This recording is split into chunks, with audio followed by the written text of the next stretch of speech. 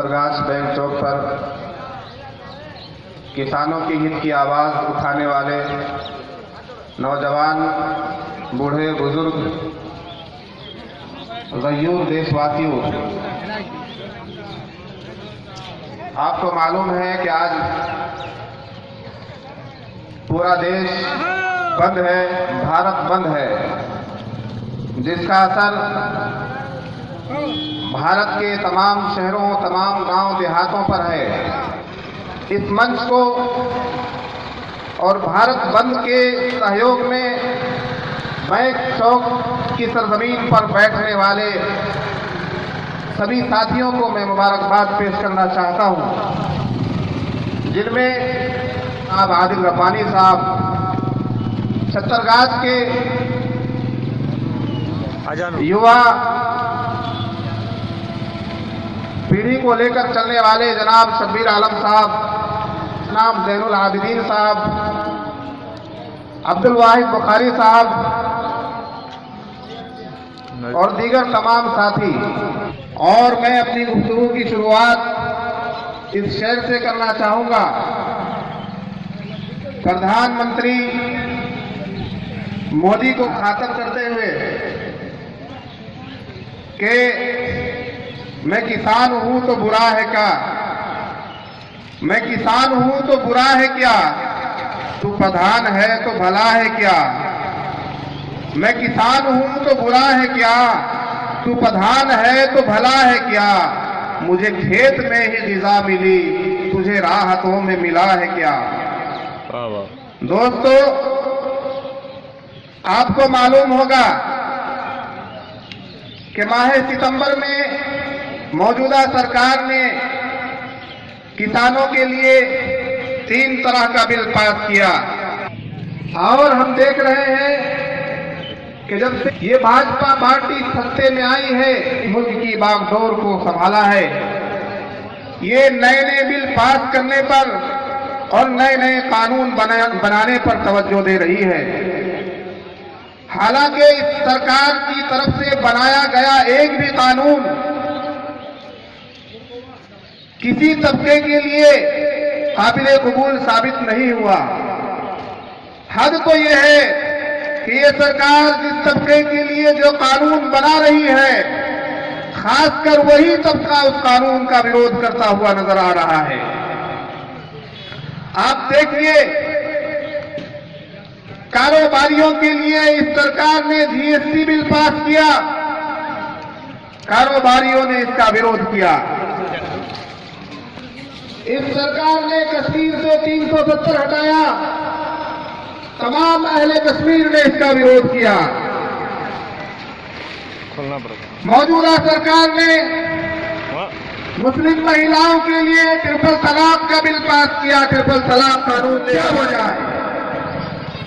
Bill pass होने के बाद पंजाब के एक शहर जिसका नाम मुख्तसर है, वहां के किसानों ने आंदोलन किया और एक 70 साल का बूढ़ा किसान, उसने बरसरे आंदोलन, जब वो आंदोलन की जगह पर आया तो सबके सामने जहर पीकर उसने आत्महत्या कर ली।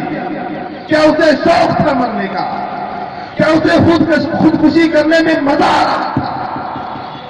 नहीं मेरे दोस्तों, उसके पास जमीनें थी, उसके पास खेतियां थी, इसके बावजूद वो आत्महत्या करने पर क्यों मजबूर हुआ? इस सरकार की वजह से। उसी पंजाब में एक मजदूर किसान जो कर्ज के तले दबा हुआ था, जब उसे पता चला कि सरकार ऐसा बिल लेकर आई है कि मंडियों में हमारा माल नहीं बिकेगा, मंडियों में हमारा अनाज नहीं बिकेगा, तो उस किसान ने आत्महत्या कर ली और अपनी जान दे दी, इसलिए कि वो कर्ज में डूबा हुआ था। वो मुतफक्किर था, वो इस सोच में था कि मंडियां खुलेंगी तो मैं अपनी खेती जाकर मंडियों में बेचूंगा और जो रकम मिलेगी उससे अपना कर्ज अदा करूंगा। लेकिन जब उसे पता चला कि बिल पास हो चुका है, अब मंडियों में हमारे अनाज की कोई हैसियत नहीं रह जाएगी, अब मंडियों में हमारा दाना नहीं बिकेगा, तो वो किसान आत्महत्या करने पर मजबूर हो गया। अरे मोदी सरकार, ये किस तरह का विकास है, ये किस तरह के अच्छे दिन हैं कि जहां न गरीब चैन की नींद सो रहा है, न मजदूर सुकून और राहत और आराम ले पा रहा है। देश का कोई भी तबका सिर्फ चंद पूंजीपतियों को, उद्योगपतियों को छोड़कर ये पूरा देश परेशान है। आखिर क्या वजह है? मोदी सरकार ने तो वादे किए थे बड़े बड़े कि हम देश का विकास करेंगे, हम अच्छे दिन लेकर आएंगे, और मैं ये समझता हूं कि मोदी सरकार के आने के बाद और मोदी के वजीर आजम बनने के बाद 2014 के बाद ये देश इतने बुरे और खतरनाक दौर से गुजर रहा है कि इससे पहले कभी देश में इस कदर खतरनाकी देखने को नहीं मिली मेरे दोस्तों। इतने बुरे दिन इस देश में कभी नहीं आए। आपने सुना था कि किसी बिल, किसी कानून, किसी सरकारी फैसले के खिलाफ हफ्तों तक आंदोलन होता हो? आपने कभी सुना था कि 6-6 महीने तक, साल भर तक लोग सड़कों पर बैठते हो? ऐसा पहले कभी नहीं होता था। दूसरों की सरकारें थी, वो भी गलत काम करती थी, वो भी गलत फैसले लेती थी, लेकिन एक दिन का प्रदर्शन, 2 दिन का प्रदर्शन देखने को तो मिलता था। लेकिन आज महीनों से किसान सड़कों पर बैठा हुआ है, लेकिन इस सरकार के सर पर क्यों नहीं रेंग रही है? आखिर क्या वजह है? ये सरकार इतनी गफलत की शिकार क्यों हो चुकी है? क्या इसने देश की कुर्सी को, देश की गद्दी को अपने बाप की जागीर समझ लिया है? मेरे दोस्तों, आज हमें जागने की जरूरत है, बेदार होने की जरूरत है, और इस सरकार की साजिशों को समझने की जरूरत है। किसानों के लिए जो बिल पास हुए हैं, उन बिलों को अगर आप पढ़ेंगे और उन विधेयकों का अगर आप मुताला करेंगे तो आपको पता चलेगा कि ये सरकार या तो बौखला गई है, या पागल हो गई है, या चंद पूंजीपतियों के हाथ फरोख्त हो गई है। इसलिए कि एक बिल में लिखा हुआ है कि अब किसान जो है अपने अनाज को मंडियों को छोड़कर बाहर कहीं भी बेच सकती है। बिल्कुल। किसान मजदूर अपनी खेती को मंडियों को छोड़कर कहीं भी बेच सकते हैं। तो इसमें कौन सी नई बात है? आप मुझे बताइए कि कितने फीसद किसान हैं जो मंडियों में अपना अनाज बेचते हैं, जो मंडियों में अपनी खेतियां बेचते हैं? 6 या 7% किसान केवल सरकारी मंडियों में अपना अनाज बेच पाता है। उसके अलावा 92-93% किसान अपने अनाज को बाहर ही फरोख्त करता है। तो इसमें नई कौन सी बात हुई? ये तो ऐसा ही हुआ कि सरकार ये कह दे कि अब गरीब मजदूर जो सड़कों पर चलता है, जो रिक्शा चलाता है, अब उसको हवाई जहाज में चलने की इजाजत हो गई। तो ये कोई नई बात होगी? ये कोई नई बात होगी कि मजदूर को हवाई जहाज में चलने की इजाजत हो जाए? पहले क्या मना था? अरे मजदूर की जेब में इतना पैसा ही नहीं है कि वो हवाई जहाज में सफर करे, इसलिए वो ट्रेन में सफर करता है। अगर सरकारी मंडियों में किसानों का अनाज नहीं लिया जाता तो इसमें कसूर किसानों का नहीं है, सरकारों का कसूर है, सरकारी मंडियों का कसूर है।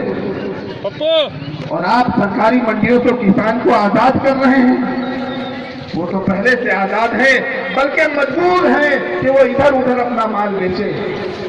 आपके अंदर इतनी जुर्रत नहीं कि आप सरकारी मंडियों में तमाम किसानों के अनाज को, तमाम किसानों की खेतियों को खरीद कर जमा करें। आपके पास इतनी हैसियत नहीं है, आपने ऐसा कुछ इंतजाम किया ही नहीं है, किसानों के बारे में सोचा ही नहीं है। और सिर्फ भाजपा सरकार नहीं, इससे पहले की सरकारों ने भी किसानों के बारे में कुछ नहीं सोचा, और मौजूदा सरकार ने तो बेड़ा ही गलत करके रख दिया। दोस्तों, मैं आपको बता दूं कि इस देश के अंदर जो आय है, जो आमदनी है, आजादी के बाद से सरकारी विभाग में नौकरी करने वालों की आमदनी और आय 200% तक इजाफा हुआ है। 180% का इजाफा हुआ है। सरकारी महकमों में काम करने वाले, सरकारी नौकरी करने वाले टीचरों की तनख्वाहों का मसला हो, ये सरकारी विभाग में किसी भी विभाग में काम करने वाले सरकारी कर्मचारियों की तनख्वाहों का मामला हो, सरकारी काम करने वाले लोगों की तनख्वाहों में आजादी के बाद से अब तक 180%, 200% का इजाफा हुआ है। लेकिन क्या वजह है कि आजादी के बाद से अब तक किसानों की आय में केवल 21%, 21% का इजाफा हो पाया है? आप बताइए, कहां 21% और कहां 200%? ये अंतर क्यों? आखिर जिसे आप अन्नदाता कहते हैं, उसे इतनी भुखमरी का शिकार क्यों आपने कर रखा है? क्यों आपने उसे आत्महत्या करने पर मजबूर कर दिया है? किसानों के लिए मुअय्यन रेट फिक्स नहीं किया जाता, किसानों के लिए कोई महत्वपूर्ण कानून नहीं लाया जाता, किसानों के अनाज के कोई खरीदो फरोख्त के लिए मुअय्यन कीमत नहीं लगाई जाती, उनका अनाज मंडियों में नहीं लिया जाता। और आप ये नए नए बिल पास करके पूंजीपतियों को और भी ज्यादा मालदार करने के चक्कर में है, ताकि अंबानी, अडानी और बड़े बड़े पैसे वालों के बैंक बैलेंस में इजाफा हो, उनकी प्रॉपर्टी में इजाफा हो, इसलिए आप इस तरह का बिल ला रहे हैं। ऐ जालिमो जाबिर सरकार, ऐ सत्ता को हत्या कर कुर्सियों पर कब्जा करके बैठने वालों, ईवीएम की देन से, ईवीएम की भीख से हुकूमतों की हुकूमत बनाने वालों, ऐ तख्ते हिंदुस्तान पर बैठने वालों, अगर तुम्हें शर्म नहीं है, अगर तुम्हें किसानों का खून, किसानों का पसीना नजर नहीं आ रहा है, अगर तुम्हें किसानों की मजदूरी और किसानों की मेहनत नजर नहीं आ रही है, तो तुम्हें कोई हक नहीं है इन कुर्सियों पर बैठने का। तुम इन कुर्सियों से उतर जाओ।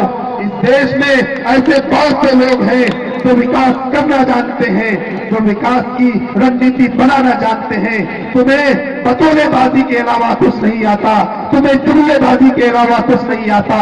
हमने तुम्हें 6 साल तक देखा, तुमने सिर्फ सिवाय जुमलेबाजी के और कुछ नहीं किया, और जुमलेबाजों की हमें जरूरत नहीं है। हमें ऐसी सरकार की जरूरत है जो इस देश के विकास के बारे में सोचे, जो इस देश की किसानों के बारे में सोचे, जो इस देश की तरक्की के बारे में सोचे, जो इस देश को आगे बढ़ाने के बारे में सोचे।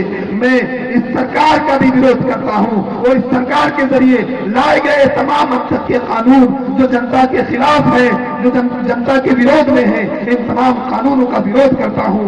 और इस मंच से छत्तीसगढ़ की जनता की तरफ से, राष्ट्रीय उलमा काउंसिल की तरफ से किसान बिल जो पास हुए हैं, इन तमाम बिलों का विरोध करता हूं, और सरकार से मुतालबा करता हूं कि या तो इन बिलों को वापस करके किसानों के लिए कोई सही बिल लाया जाए, या कुर्सियों को खाली कर दिया जाए।